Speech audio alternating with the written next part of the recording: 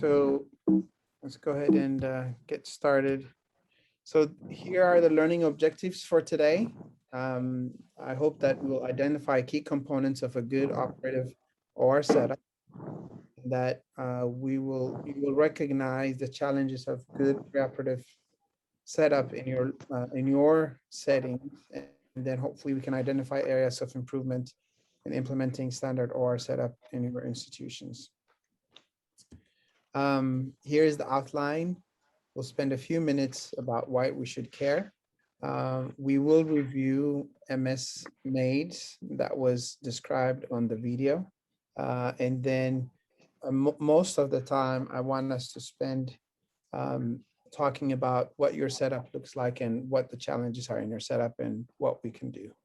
So I'm glad Dr. Aman is here. I'm glad Dr. Adan is here. We can talk about what you have available and how we can make things better. Great. So why should we care? So here are two stations, station 1 and station 2. Dr. Gulbet, describe to me what you see in station 1 and station 2. In station 1, I see tracheal tube, laryngoscope with lead, oral airway, and induction drugs, opioids and benzodiazepines with emergency drugs like vasopressors and atropine. So if you were to use one word to describe station 2, somebody from Bahardar, what word would you use? There are different materials which are disorganized and they are not labeled. Okay, good. So disorganized is one word. Good. Chaos might be another word. So you can clearly see there's a big difference between the two stations, right? So let me ask your opinion. After a cardiac arrest, how long do you think it takes before a patient will experience irreversible anoxic brain injury? Is it within 1 minute? Is it within 3 minutes? Is it with 7 minutes or 10 minutes? So the actual answer is 3 minutes.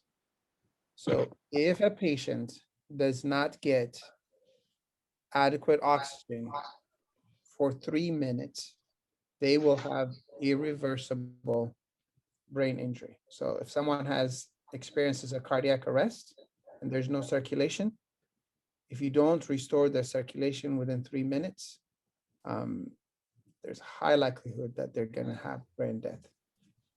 Okay, so this is very critical. So in your opinion, which anesthesia provider is prepared to handle that, whatever causes the cardiac arrest? Is it anesthesia provider at station 1 or at station 2? It is station 1. Station 1. Okay, thank you. Okay, so I want us to take some time to talk about events in the operating room that require immediate management. Okay, so I have 16 things that I listed that that would happen in the operating room that would require immediate management. So I'm going to go around the room and have everyone say one thing. Okay, so Dr. Adana, help me start from whoever is next to you. Just go around the room and name something that happens in the operating room that requires immediate management. Okay. Upper airway obstruction. Airway obstruction. Okay, good. Next person. Hypotension. Severe hypotension. Okay, good. Next person. Dr. Samuel. Bradycardia. Bradycardia. Okay. Next person. Hypoglycemia. Huh? Hypoglycemia. Hypoglycemia. Hypoglycemia. He says. Hypoglycemia. Okay. Yes. Okay. Next Dr. person. what? Tachycardia. What did he say? Tachycardia. Tachycardia. Okay. Dr. Nadi. Oxygen supply failure. Oxygen what? Supply failure. Oxygen supply failure. Okay, great. Next person. Is that it? The last. Okay. Yeah. Okay. That's great. Okay, we're gonna go to Haramaya, and I want you guys to think more about disease processes, okay? And I'll give you one example. Cardiovascular collapse or cardiac arrest would be a disease process, okay? So let's go to Dr. Gulvet. Name one thing. Hypothermia. Hypothermia. Good. Okay. Who else is there? Dr. Dejene? Arrhythmia. Arrhythmia. Okay, good. Dr. Taraking? What did he say? Laryngospasm. I like that. Laryngospasm. That's a good one. Who else am I missing? Dr. Aman? Yes, convulsion, seizure. Seizure. Great. Here are the 16 things that are mostly commonly written as emergencies that you need to handle in the operating room. So ventricular fibrillation, you can't mask or can't ventilate a patient, massive PE, aspiration, malignant hyperthermia, myocardial infarction, bronchospasm, laryngospasm, anaphylaxis, cardiac arrest, severe hemorrhage, local anesthesia toxicity, total or high spinal, amniotic fluid embolism, peripartum seizure, and air or gas embolism. So these are some disease processes that if you do anesthesia long enough, that you will experience in the operating room. So when these things happen, you have to be able to respond immediately. So I'll bring you back to these two stations. I want to ask you, is the person who has station 1 versus station 2 ready to handle these emergencies? So it's when we talk about being set up in the OR, it's not trivial. It's really the cornerstone of being an excellent anesthesia provider. It's not only having the knowledge of these diseases, but being prepared to be able to handle them in a timely fashion. So how you are set up in your OR makes a huge difference in being able to handle these things.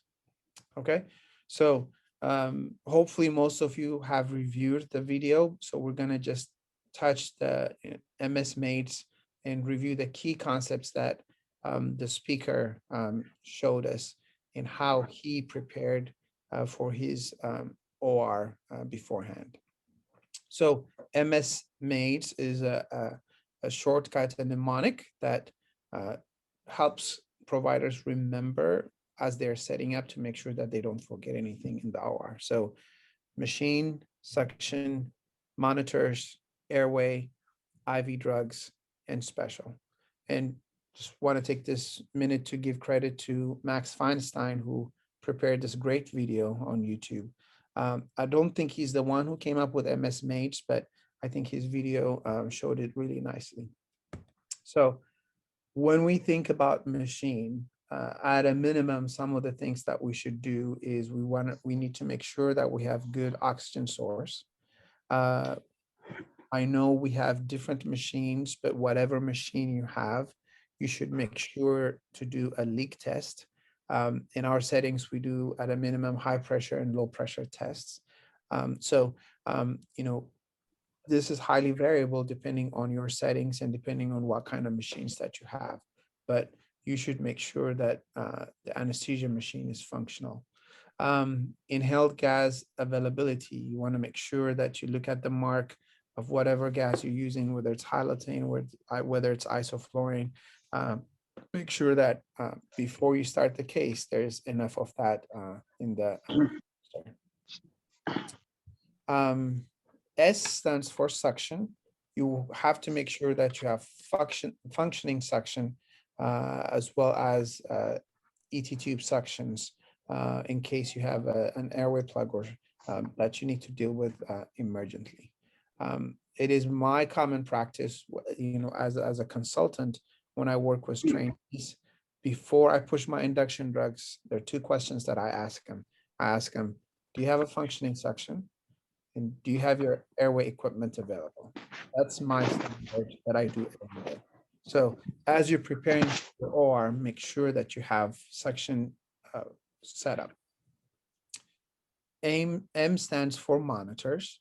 And, we have something called the ASA standard monitors. And those are 5 things: EKG, pulse oximetry, blood pressure, capnography, and the temperature monitoring. So in our setting, especially if you're going to do general anesthesia, you need to have all 5 documented and monitored throughout the anesthesia case. So a couple of the things, capnography is if you're doing very light sedation or just local anesthesia only, you might be able to get away without doing capnography. Then temperature monitoring, if the case is too short and there isn't a lot of chances of not being able to monitor temperature, you're okay not to do temperature. But otherwise, any general anesthesia case, the expectation is that you have all 5 monitors throughout the whole case. A is for airway. So when we think about airway, we have to think about appropriate size endotracheal tube. You definitely should test the cuff beforehand, make sure that it's working. In our setting, we typically have at least a couple of smaller sizes as a backup. So if I was planning to use a 7.5 ET tube, I make sure that there is a 7 and a 6.5 ET tube in the room in the event that we're surprised with a smaller airway with the patient. The blade that you use, typically in our settings, we like to have a Miller and a Mac, so 2 different types of blades. If you have oral airways available, you should prepare that. If you have laryngeal masks available, you should have that in the room. Very, very important thing in our setting is to make sure that you have an ambu bag and a mask available. In the event that your vent stops working, you need to have an ambu bag so you'll be able to ventilate the patient. In each room, we have an ambu bag. So that's something to think about when you think about the. And then if you have a bougie available for rescue purposes, make sure that you have that as well. I stands for IV. So a priori decide how many IVs you're going to put in the patient. If you're planning to put a second IV, make sure you have different size IV catheters available, tape, whatever you're going to use to secure the IV, alcohol pads, and so forth. Make sure you prepare that ahead of time so that once the patient is in the room, you're not going to spend a lot of time trying to look for, oh, I need a second IV, or I need this or that. Similarly with IV fluids, if you anticipate that you're going to use 3 liters of IV fluid, make sure that you have that in the room before you start the case. D stands for drugs. And I've divided the drugs into 3. There's induction drugs, emergency drugs, and others.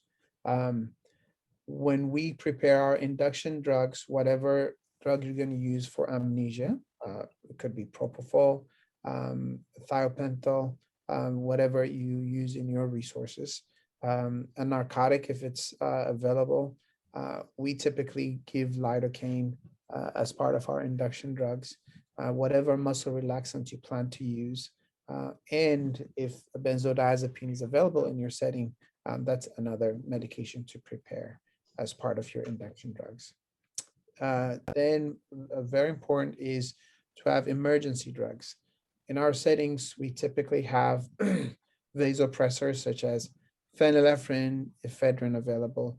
Maybe in your setting, all you have is epinephrine. So have a diluted epinephrine available in the room for emergency purposes. And if atropine is available, I would prepare that as well. And then if you have access to antiemetics such as Zofran or steroids and muscle relaxant reversal agents, you should prepare all those prior to starting your case. S stands for special. And on this picture, I have like in my mind, the most special cases in terms of the needs of having extra things. So this is a picture from a cardiac case in our OR.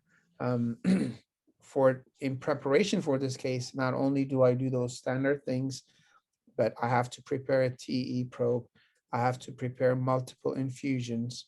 I have to prepare central line access. I have to prepare my arterial line, neuro monitoring labels as well. So when you think of specials, go through airway. Do I anticipate to have a difficult airway? If that's the case, then do we have a video laryngoscope? Do we have LMA? Only if there's only a few LMAs in the hospital, you want to make sure that that LMA is in your room in preparation. You're going to do a thoracic case, make sure that you have a double lumen tube available. For monitoring, is this a case that requires arterial line monitoring? If so, you need to set up everything, make sure that you have the A-line catheter, A-line transducer, everything set up before you start the case. If you anticipate to use central line for access, you have to make sure you have that available beforehand. If you're going to do a regional anesthesia, make sure you have the ultrasound, the different regional, the needles that you use to perform the regional. If you're going to do a spinal, make sure that you have your spinal kit and all the drugs that you would use for spinal anesthesia. So in my mind, all those things fall under special. Now we're going to spend the rest of the time really talking about what your setting looks like, and we'll discuss what are the challenges and what are the things that we can do to make it happen. So I asked Adana to send me a picture from one of their ORs, and this is what he sent me. This is what the anesthesia station looked like in the middle of a case. Here's a picture of the oxygen source. I think this is a picture of the suction source. I see a different monitor on the side. I see lots of IV fluids hanging. So just gonna bring up questions to help us with discussion. So what does the OR setup look like in your setting? And this is more talking about being prepared, and as you're thinking about MS MAIDs, what have been your experience? Mainly the OR setting is near to similar to that what Adana sent, and the main challenge is mainly, as I think you also see some, we have no E-cylinder or 5 cylinders, no backups. Only once the oxygen failure is okay, then we only use what we use is the ambu bag. And in the machines, mainly we don't have a checkup. Mostly what we can do is only positive trigger checkup. So internally test positive trigger leak test, but no internal leak test that we can do.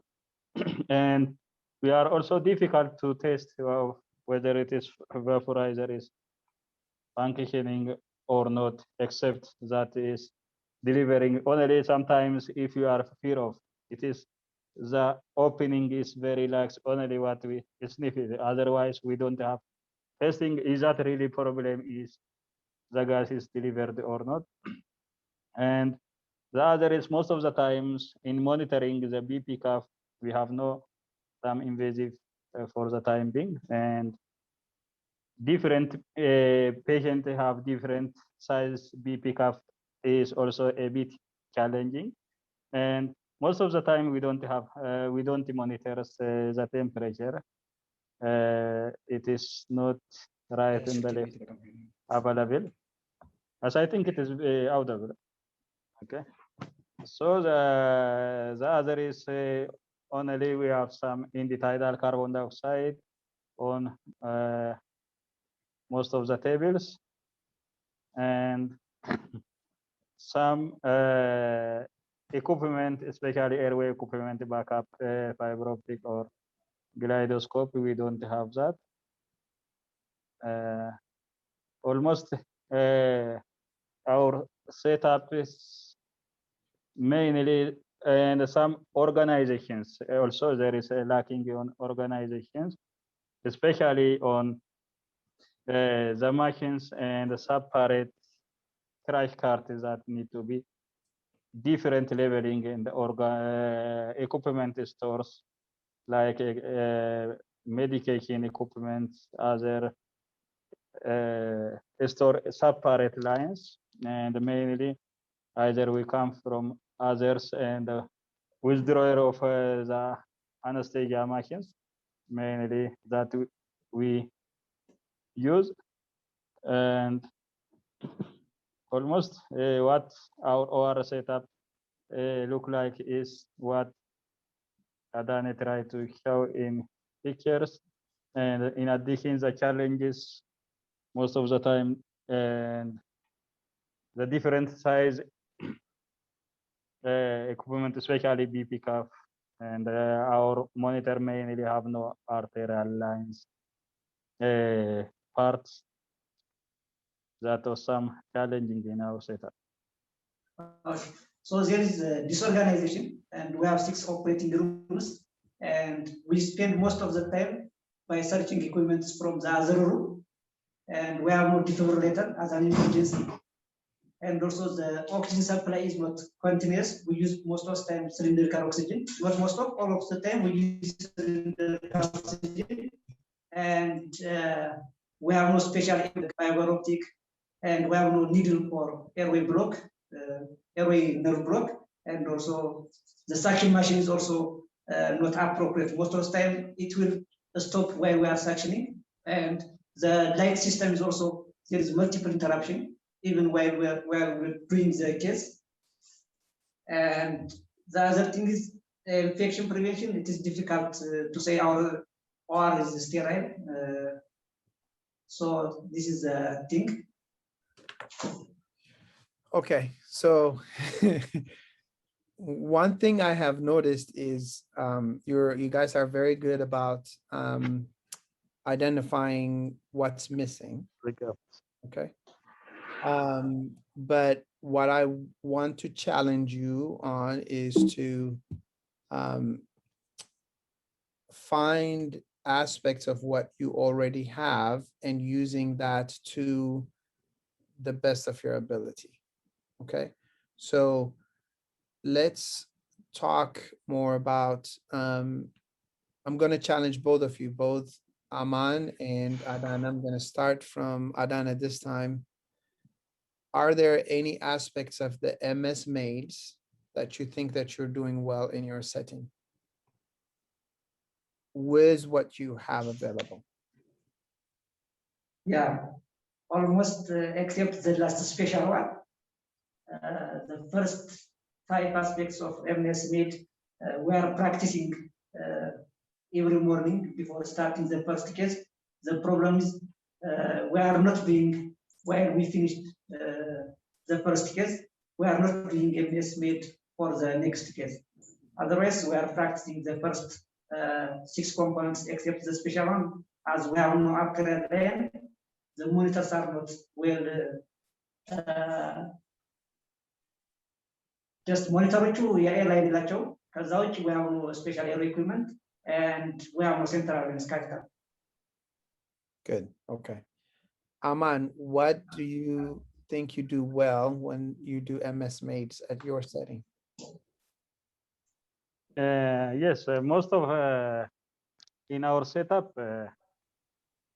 the almost a good thing is we have around 8 OR tables, and from these 8 OR tables, mostly the monitors, the machines are the new, and it is the new generations, and is working properly. And the suctioning in the monitor is, it looks good. And currently we get the end-tidal carbon dioxide, and most of the time, in addition to ASIAN standard, we are practicing that. Previously, we are like that.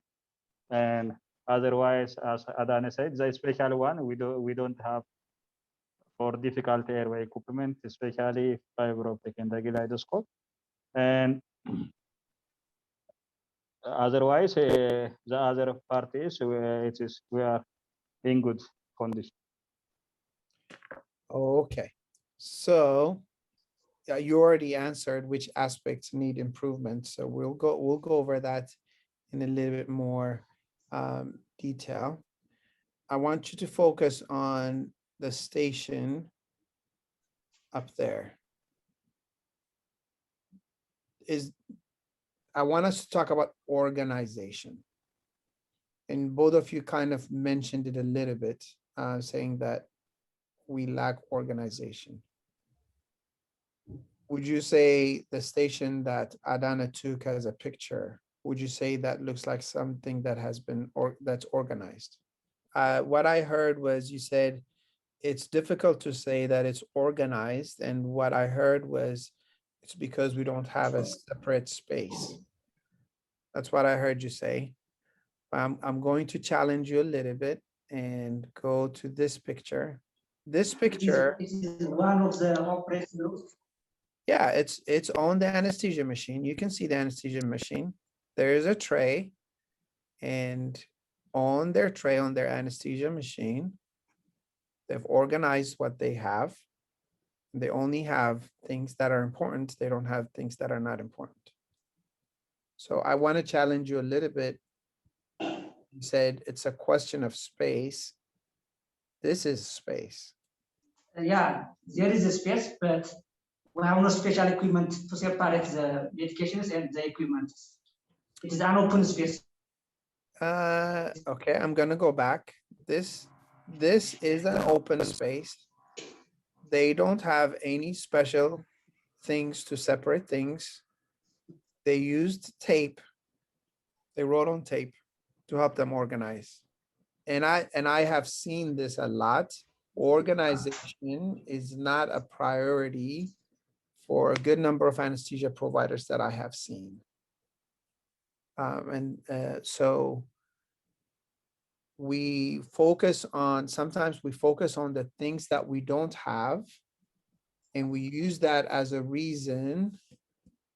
I don't want to use the word excuse, but we use that as a reason to say, yeah, this can't be achieved in our setting. But this picture is from a low resource settings. And with what they have, they were able to organize themselves. So Aman, you kind of mentioned that as you were talking about organization. Would you say that organization is something that needs to be worked on in your setting? Yes, mainly what we try here is always we are thinking on about the organization. Example, we have one OR, ophthalmology OR in our setup. That was, it is organized because there is no staff flow. Only everything we arrange together, and any lacking we can come from outside. Otherwise, it is already as you space and as you label. But in other setup, it is continuous flow of the staffs, that once we organize something, the other may not organize, may not work on that. That is some challenges. And always we talk about organizations, try to cleanse the and properly space label and something what we talk. Otherwise, since it is continuous flow of staffs and mixing of the different persons that may result in some a bit disorganization as a continuous. But most of the time when we go to the OR, we try some organization, but for next, but there is some continuous of different professionals that may not stick on that. Otherwise, organization is the most important thing that we need to improve. Okay. So I'm going to challenge you as leaders that you lead by example. So Aman, if you're in the operating room and you're taking care of an operating table, anytime I come to an OR that you're working in, I would expect that kind of organization. And it's easy to put the blame on others, but if we lead by example, we can make a difference. The reason I'm saying that is you have brand new residents that are starting to rotate in the operating theater. So when I go to Bahar Dar University and I'm told that this is the residents' OR table, if I see a setup like this every single time, whether it's the first case or second case, at this point, I want you to take away the things that you don't have. Forget that you don't have laryngoscope, video laryngoscope. Forget that you don't have central line or arterial line. We're just talking about things that you have in your hands, the medications you're going to use for induction, the vasopressors that you're going to use, that endotracheal tube in the airway, and possibility of an oral airway. You can have an organized station. You have brand new residents starting in the operating theater. You want to model good behavior. And if they don't see you guys modeling good behavior, they're not going to see its importance. Okay? Yes. So Adana, you said you don't have a lot of space. This is more than ample space. Even in this space, you can have an organized station. You go to the right and you see open, some things boxes. If I walk into this, I say, okay, this is a disorganized space. Okay. But if I'm starting a case, I take out all the boxes that are not necessary. Here's another potential station that you can use, Adana. You said you don't have space, but you have a nice table right here. You can organize that space and keep it organized all the time. If you appreciate the importance of organization, and if you appreciate that it's a difference of being able to manage these emergencies, if you understand its importance, then you will push to change your system. In my opinion, it's not only lack of equipments, it's understanding the importance of organization and making that a priority. So if when somebody walks into your OR, your station is always like station one, because you're going to be there beforehand, right? Adana, you're going to do this case. Let's talk, let's say. If I know that, oh, when I go to Dr. Adana's room, his station always looks like station one, not station two. people are going to start changing because that makes a difference.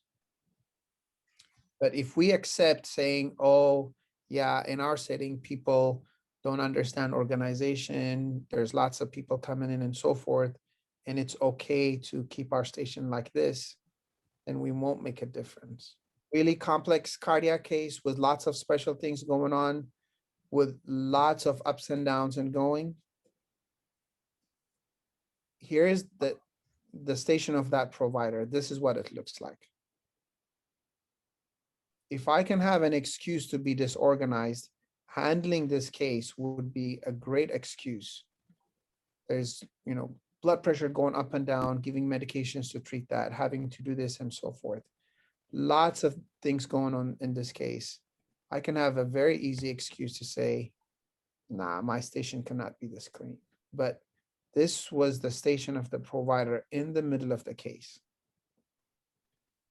So it's a good part of it is the attitude that says, I have to stay organized so that I will be prepared to handle an emergency. If I lose the airway, I know exactly where I keep my ambu bag all the time. I know where to go and get it. If I have cardiovascular collapse, I'm not going to search through a mess like this to find station 2.